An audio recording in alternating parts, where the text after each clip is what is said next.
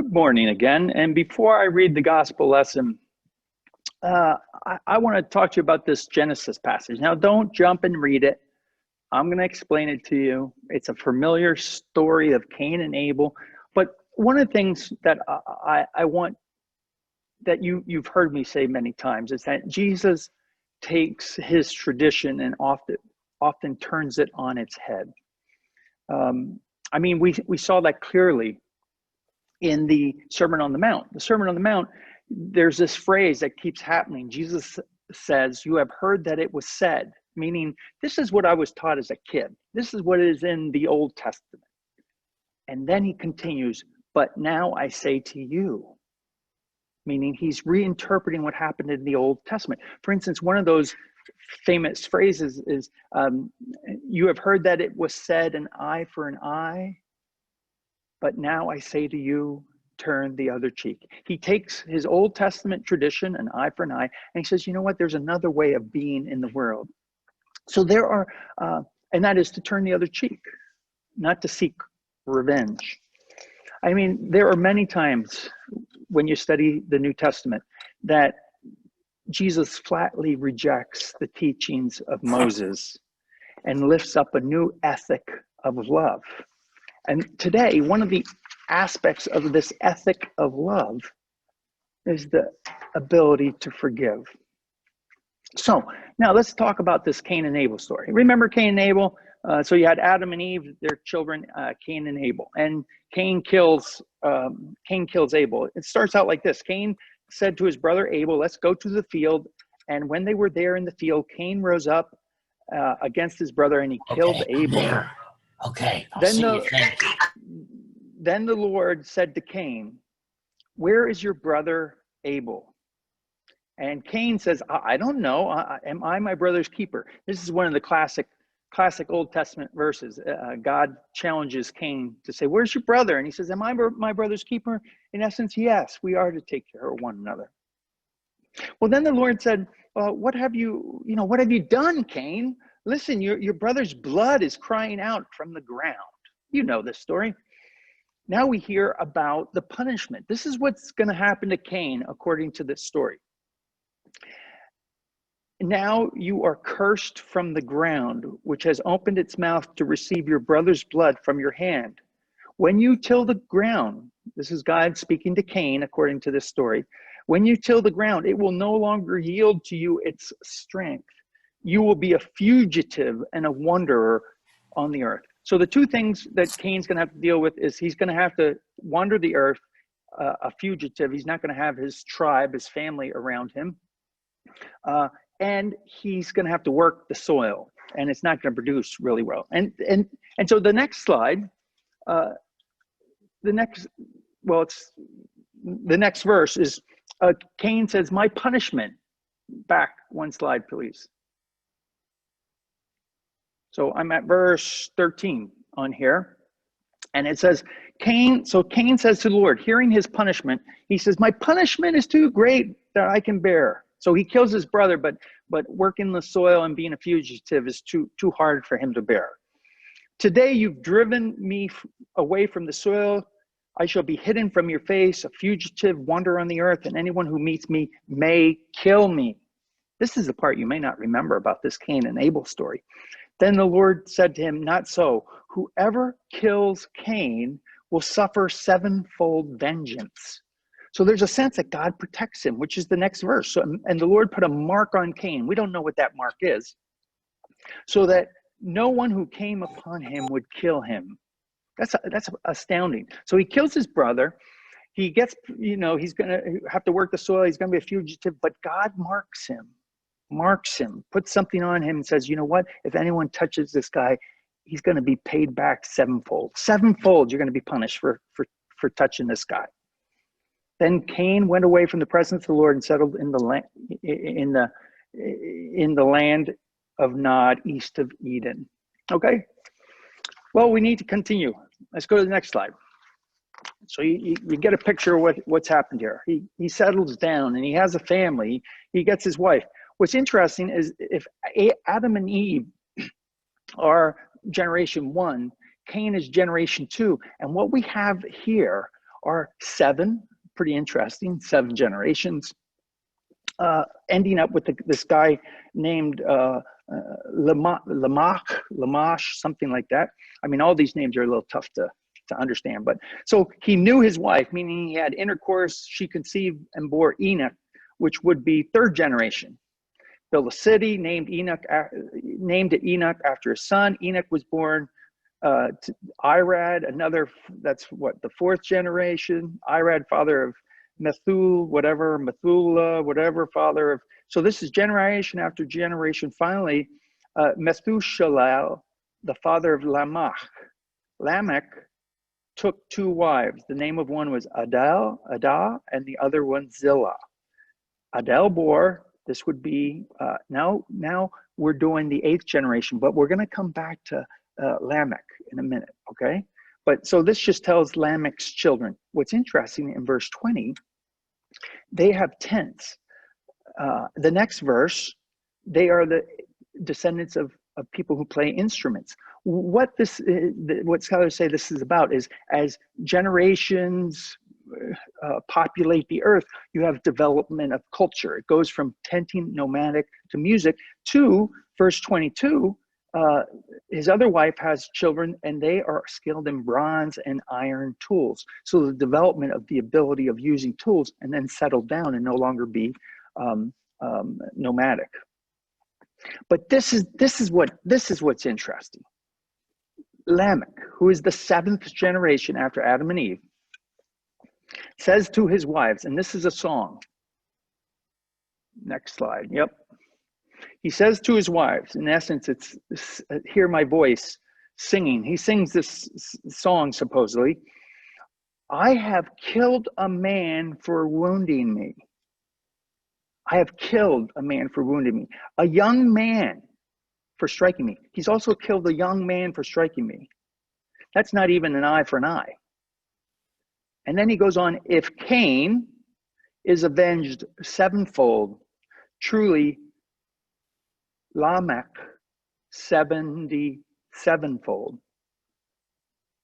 So this relative of Adam and Eve, 7 generations, says, you know what? If God protected him 7-fold, you know what?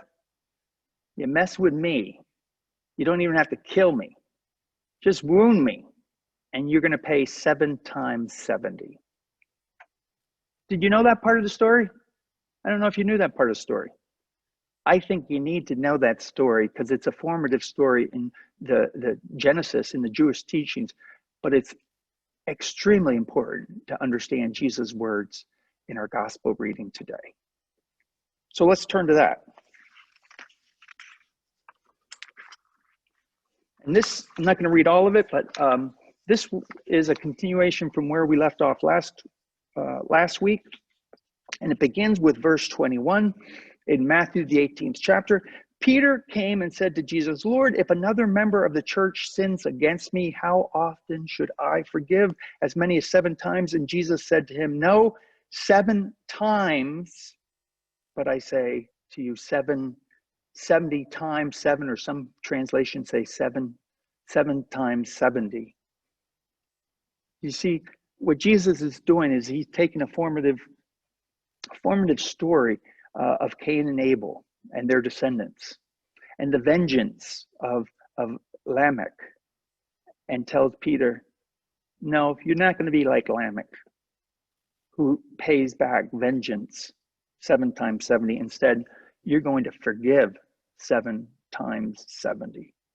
You see, Jesus is a master at taking his scripture, turning it on its head, and clarifying for all his understanding of God.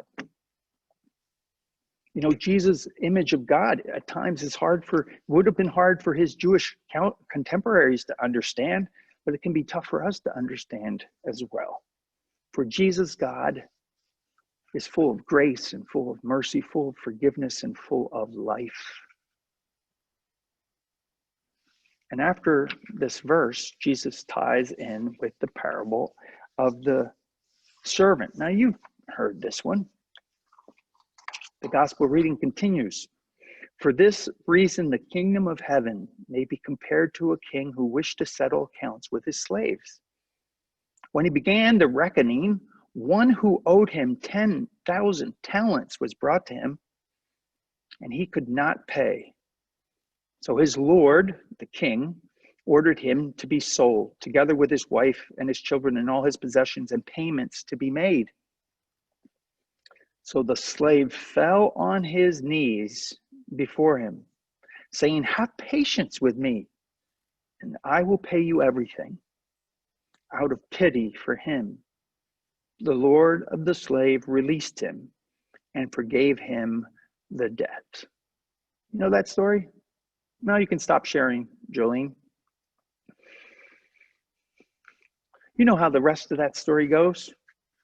You know, he goes out and he can't forgive someone who owes him a little bit of peanuts. Now, let me put it in context, because he says he owes him 10,000 talents. Do you know what 10,000 talents is? 10,000 talents is an unimaginable amount of money to owe somebody, let alone be able to pay it back in a lifetime.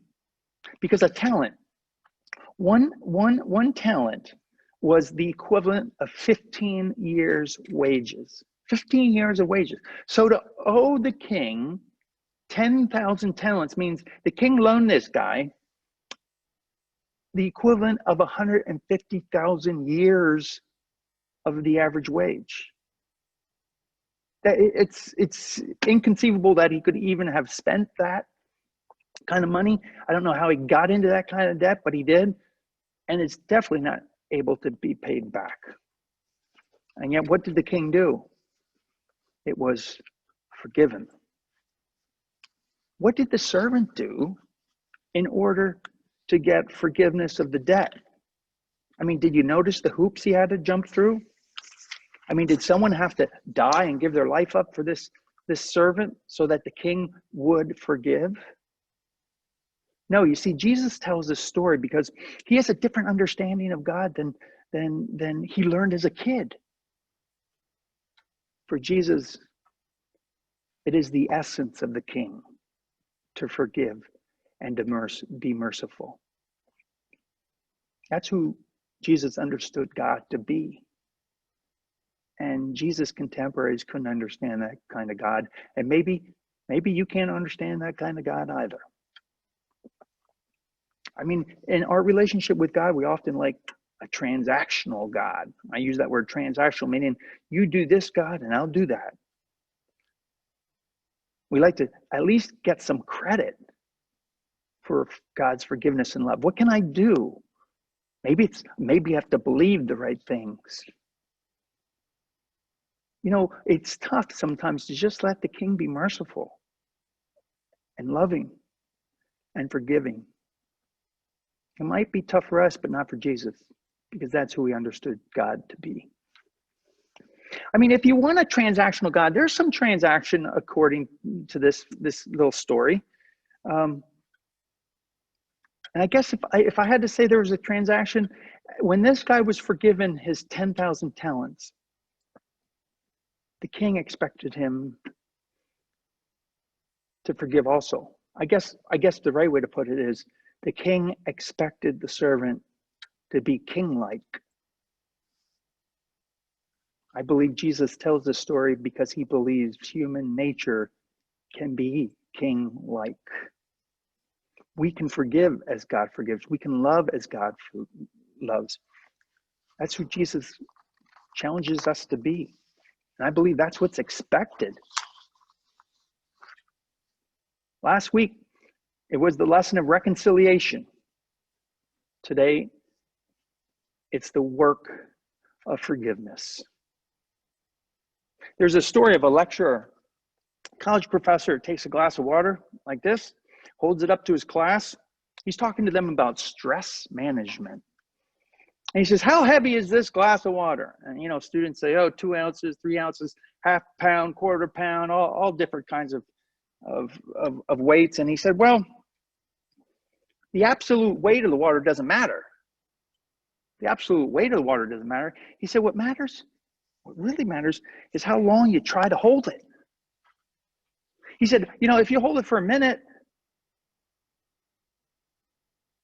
no big deal. He said if you hold it for an hour, your arm's probably going to hurt. If you hold it for a day, you might have to call an ambulance. In each case, the weight of the water is the same, but the longer I hold it, the heavier it becomes. Jesus is a master at healing the human heart, and today we learn about forgiveness, those things that we just have to let go. And in letting go, the master wisdom of Jesus' teaching not only heals the human heart, it makes space in our own lives to forgive ourselves, and to forgive others. Last week it was reconciliation, and that takes two people. Forgiveness takes one. It's just you and your work and your effort to work through the difficult task of forgiving. And I'm not talking about, what Jesus is talking about here are things that happen in our common ordinary life. There are some people who have terrible, terrible things that, they can't forgive and they can't forget. I think we understand that today. And yet the work of forgiveness is healing, and it can bring wholeness. There's an author, Victor Hugo, who wrote I think he's French author. He wrote a short story called 93. And in the midst of that tale, the sailors are on a sailing ship, and they're in a tough seas, and it's going back and forth, and they hear this bang, and then the ship goes the other way, bang, and they realize one of the cab cannons below deck has unmoored itself. And every time the ship lifts, it bangs the deck, the wall of the ship, the wooden ship, side to side. Two brave soldiers, sailors rather, risked their lives. They managed to go down and fasten the cannon, because these two guys know that that heavy cannon on the inside of the ship can do more damage than the storm on the outside. And so it is with people. Problems within are often much more destructive to us than problems out there. And today, our lesson talks about going below decks in our own life. First, to understand a God that is full of compassion and forgiveness and mercy. And second, Jesus' expectation and call for us to be king-like. God knows, Jesus knows God, Jesus knows human nature, and Jesus knows that you have the king-like possibilities of being able to forgive yourself, forgive others, and in so doing, make room for a growing and loving, hopeful and merciful heart. Amen.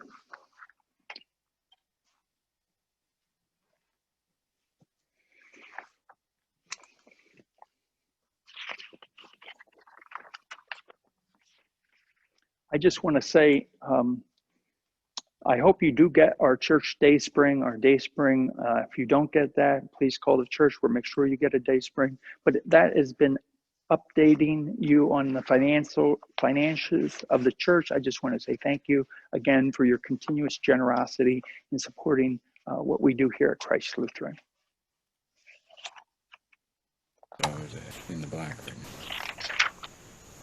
Hi, everyone. Before we play this song, this is Deb and Steve Wysocki. I'm really wowed, Pastor Phil, by what you just preached on, because Steve and I picked this song a few weeks ago, and the song is called Forgiveness, and it was inspired by the true story of Renee Napier, who chose to forgive Eric Smallridge, a drunk driver who took the life of her 20-year-old daughter. Eric was 24 and by all accounts was a really great person a good person who made a bad mistake. And Renee went on this journey of bitterness and hatred and then eventually came to realize that until she was set free of the anger and bitterness that she held towards Eric, she was going to be the prisoner, even though he was the one behind bars. And she forgave him and actually ended up becoming friends with him and actually got his sentence cut in half, his prison sentence cut in half through her forgiveness. So enjoy our song, Forgiveness.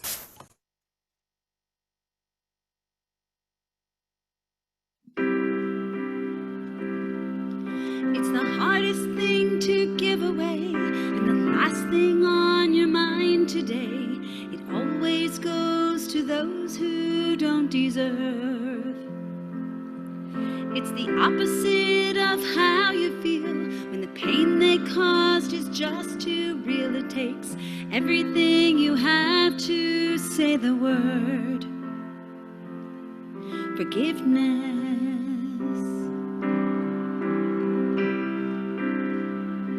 Forgiveness.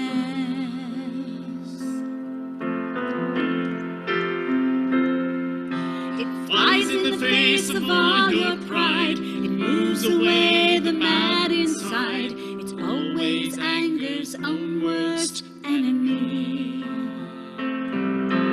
Even when the jury and the judge say you've got a right to hold a grudge, it's the whisper in your ear saying set it free. Forgiveness.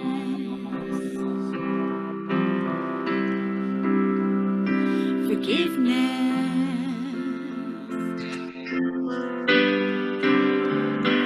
Show me how to love the unlovable. Show me how to reach the unreachable. Help me now to do the impossible. Forgiveness.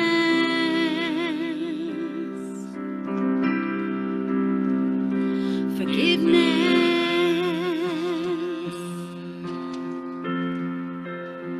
Help me now to do the impossible. Forgiveness.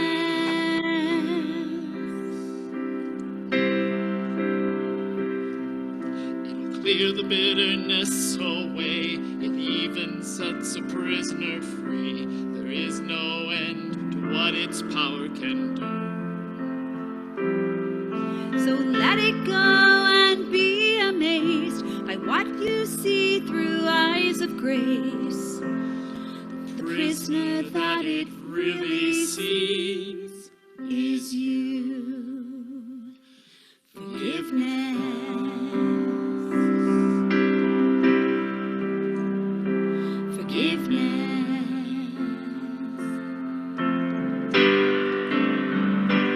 Show me how to love the unlovable. Show me how to reach the unreachable. Help me now to do the impossible. Forgiveness.